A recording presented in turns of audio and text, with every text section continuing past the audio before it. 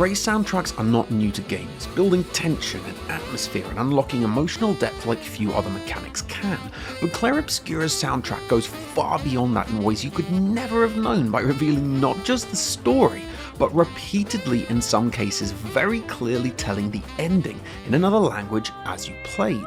And for a game built entirely around concealing the truth behind knowledge barriers, hiding spoilers behind a language barrier thematically is very fitting.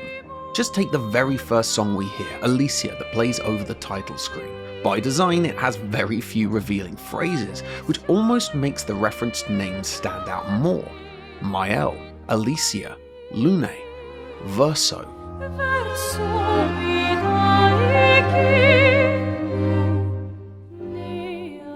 This song actually bookends the start and the finish of the game, with the finale version being sung in French and its lyrics adding an essential layer of context to the final seconds of the ending, which takes place inside of the canvas. So we'll loop back round to that before the end. For now, hearing Maelle and Alicia's names linked is a pretty key giveaway, even if it's on a subconscious level. The story then begins in Lumiere, and the words we hear require a smidgen of creative license to untangle, but in essence they define the start and the end of the full story. In this ethereal place, Gustave watches over the dome. This is where the game starts, Gustave gazing across Lumiere, which is later revealed during conversations to indeed be sitting beneath a protective dome. Renoir will claw at the roof.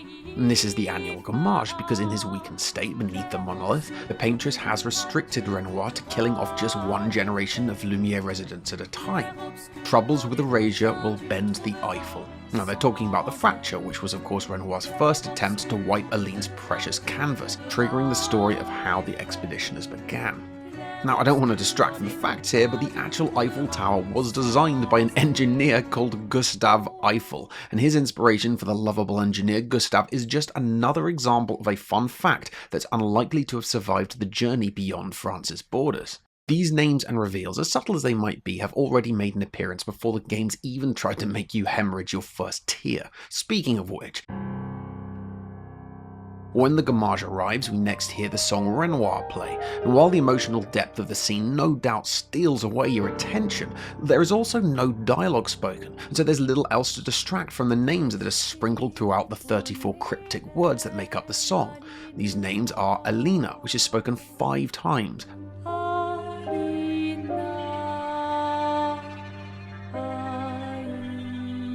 Verso twice, and Renoir and Alicia once each.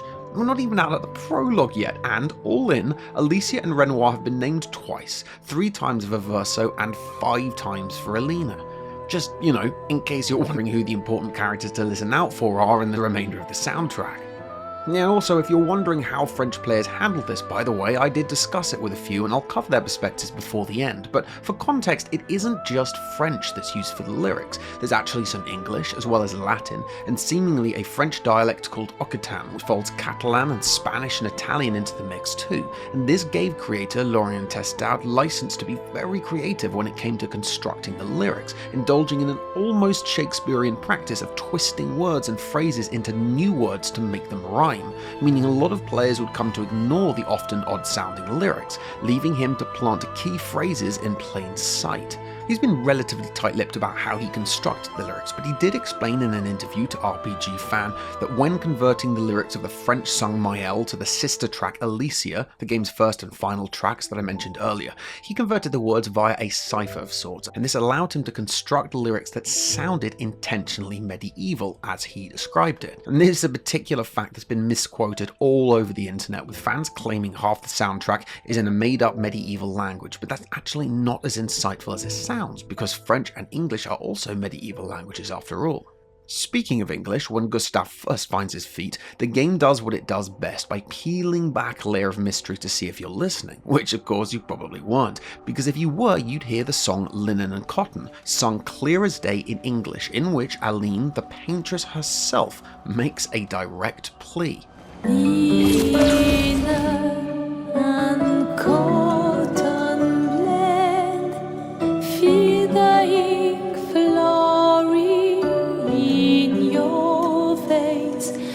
It will be blown.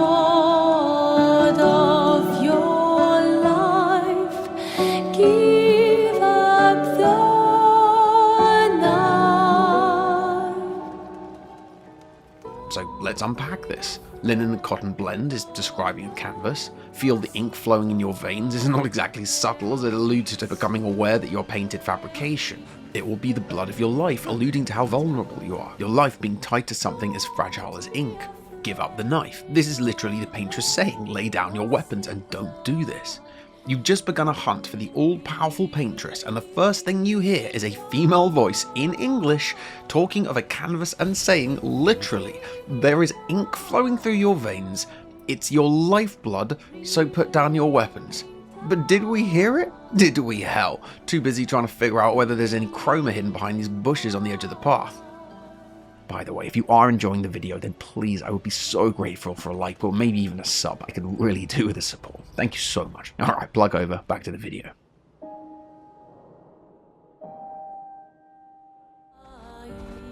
Time for a swim.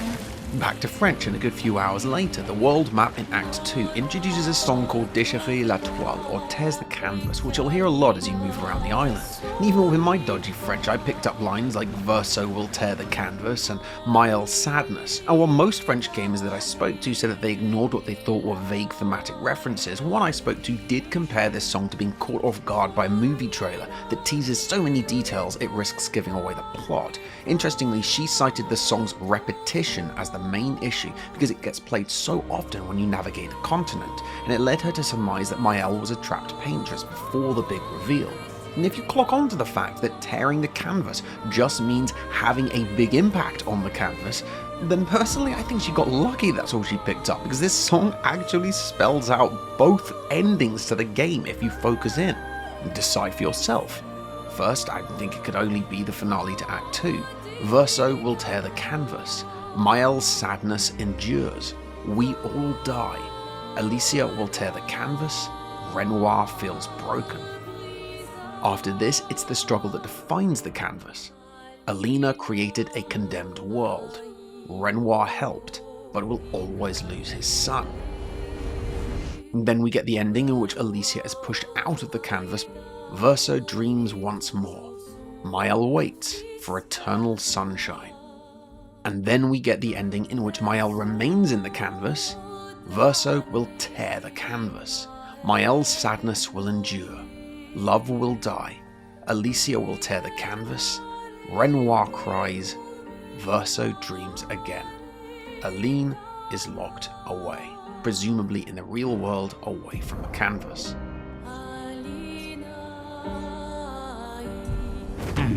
Without any context, for sure this doesn't mean all that much, and context does vary greatly between player journeys, but at the very least Verso's insidious agenda is highlighted earlier on, and Maelle's significance is reinforced way before it's revealed in the larger story. The mighty Dualliste can be found shortly after in his lair of gore and horror, and this one-time theme reveals Renoir has shattered. Renoir has removed and stole her land. So on the vaguest level, we get that Renoir is the aggressor, not on the ground level where we are, but in regards to this big picture we're trying to formulate. And then we hear, Aline dares. Trapped, she escapes. Her mind is lost. So without even reading into it all, we know Renoir oppresses Aline, and she pushes back, but it drives her insane. Just try it.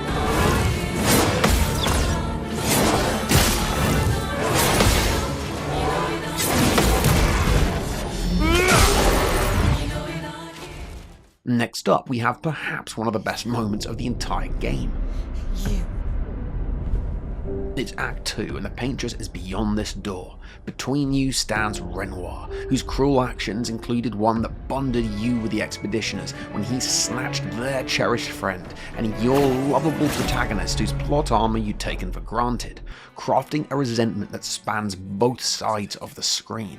We'll find a way to kill him. Even his son condemns him to his fate. Everybody is pumped up to take down Renoir with a vengeance.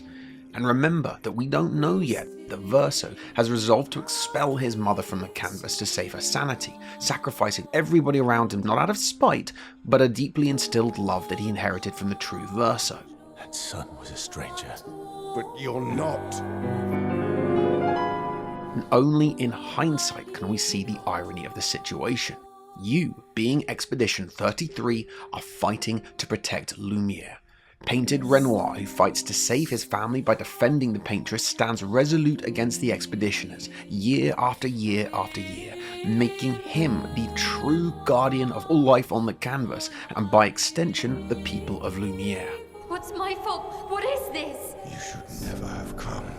Like desperate parents who are seemingly unable to speak to their children and all out of ideas, Painted Renoir uses his actions, and the Paintress uses songs, and like defiant children, you misinterpret their warnings, this child-parent rift being a common theme in the game. But more importantly, at this critical moment, you're replicating the moral clash between true Renoir and Aline, as you fight for the true Renoir in his bid to destroy the canvas. The divine argument that fuels this fight is sung in French with vivid clarity. Their first clash caused the fracture, and their last clash will cause the end of the world, effectively bookending the entire story. And this ongoing struggle is the linchpin to understanding everything. And it is literally spelled out to you, and you're too busy fighting Painted Renoir on behalf of true Renoir, knocking down the last obstacle to Aline's salvation, and ironically the last pillar that supports your existence. And it goes like this. Blazing colours. Fiery red, life taken. This is of course a reference to the fire that killed Verso. A painting I cannot see. Close my eyes, darkness remains. There is no escaping her grief. In the dark, she sees sadness. Through gold, his laughter persists. In every colour, a part of him. Verso's presence can be felt everywhere in the canvas. To love him still, even if he's no longer here. Painting love, painting life. Crying in colour. On the canvas, our love remains and dies. I love you. As the fight begins with the faster-paced second verse, cycling the track then reveals the lyrics that precede this, sung between Aline and Renoir. Stop loving me. I will always love you. Let go of this brush. Leave this canvas. Aline Renoir.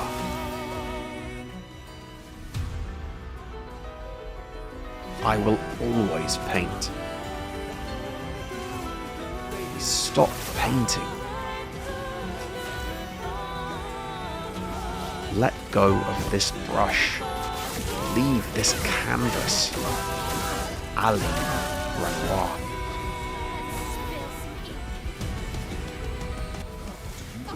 They then repeat these lines, saying painting love, painting life, crying in colour. And when Aline sings on the canvas our love remains, Renoir sings over her on the canvas our love dies, followed by I love you. When Aline says our love, she's referring to their shared love for Verso, because this canvas is the only place their cherished son remains. When Renoir says our love dies, he's talking of their love for one another, and he follows this by saying I love you. He's clarifying that it is her love for him that's dying, as she sacrifices real, tangible love in order to wallow in falsified memories from less painful days. And if this wasn't a metaphor for the struggle of marriage, especially when navigating the unbearable scenario of a lost child, then I don't know what is.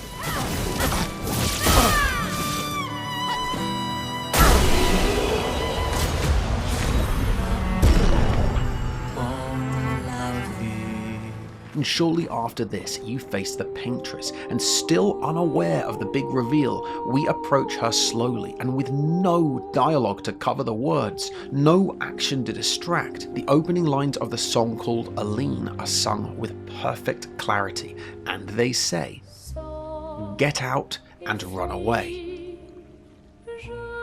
I beg you. Flee this cursed painting. This canvas of false life." The next verse is muffled by dialogue, but if you're minded to, you can hear dream portrait, imperfect, chain of your freedom. The brilliance here is how, in part due to the female vocals, it wouldn't occur to you that this isn't the Paintress singing, but it's not. These are the words running through Verso's mind as he prepares to expel her from the canvas, backed up by every conversation he's had in front of you to this point. You need to go home. Listen again. Get out and run away, I beg you. Flee this cursed painting, this canvas of false life, this imperfect dream portrait, this chain to your freedom. Verso has resolved to defeat and free her, condemning everybody around him to death, and these are the words running through his head. I posed a question to all French players on Reddit's Expedition 33 forum in regards to how they felt the lyrics impacted their understanding of the unfolding story, and I got dozens of insightful responses, and plenty said that they ignored the lyrics because words like canvas and verso seemed so on theme, but were otherwise too cryptic to waste energy on, and others snagged some clues, but usually after or in tandem to the game connecting the dots for you, and one quite touching comment outlined how she resonated with quite a few of the tracks, having lost her mother recently. One in particular, called Nerutzel's Mad, carefully detailed her journey, and I think left me in pretty much no doubt to the extent of the early insight the songs provided her. She explained that Alicia's line from the very first cinematic, "Those who don't know they exist," immediately suggested to her that the world was artificial. Those who know not that they are not. Clues like Maelle's constant déjà vu reinforce this, and Gustave's resemblance to Renoir, although coincidental and one I actually agree with, hinted at time travel or parallel universes. And then the world map theme mentions Verso will tear the canvas and Aline imprisoned, hinting at the world being a prison. The line from Renoir's fight, Verso embraced, Verso erased, reinforced her growing theory that this world, a literal canvas, was painted into existence by Aline and Renoir to escape a traumatic reality relating to Verso. Considering Alicia's early statement about the characters not truly existing, Verso was possibly erased from reality and sustained within this artificial realm. Later in the Paintress's song, she pleads, "Flee this cursed painting." This confirmed to her that the world is a fabricated escape from grief, with Aline's children replicated inside. You're going to kill yourself. The moment Aline appears on screen when fighting the real Renoir, the song actually jumps to the lyrics, "Alina will suffer, Alina will cry," and this left her conflicted because the game was giving mixed signals, leaving her to wonder if maybe she wasn't doing the right thing by saving Lumiere.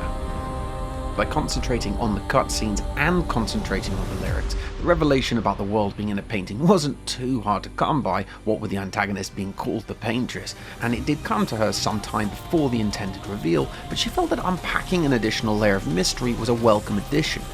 That said, considering what she and all the other French players said, you clearly have to want to extract the clues from the music, because simply hearing them isn't enough to unravel the clues. Now, looping right back to the start, the song Alicia that plays on the title screen. Fans often refer to Maelle's ending as the bad one, and on the surface there is a strong argument for it. In the run-up to the ending, Maelle insists that things will be different if she stays while her all-powerful Paintress mother is seen on her knees going insane. I'm not, Mum. I'm not going to lose myself if I stay. And by contrast, the far older, wiser Verso exhibits an unwavering and somber clarity as he heads towards self-sacrifice. And during the ending, from Maelle's oddly placid expression and Verso's clear distress, through to the ominous jump scare moment, the implications do seem pretty clear. That said, during her final moments with painted Alicia, Maelle notes that her broken form is a cruel reflection of her mother's ongoing bitterness. She blames us, doesn't she? Because Aline forever blames her for Verso's death. You didn't deserve that.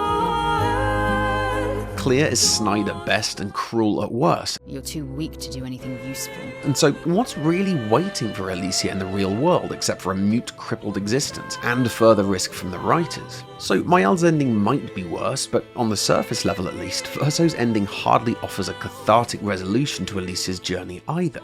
You see, lead writer Jennifer Svedberg-Yen explained very clearly to Polygon that the endings were written so as to leave them up to the player based on who they identified with, and that there was in fact no good or bad ending. Svedberg-Yen has proven to be a razor-sharp writer, and once I started working backwards from the idea that both endings were supposed to offer closure and then factored in the lyrics, it finally made sense to me.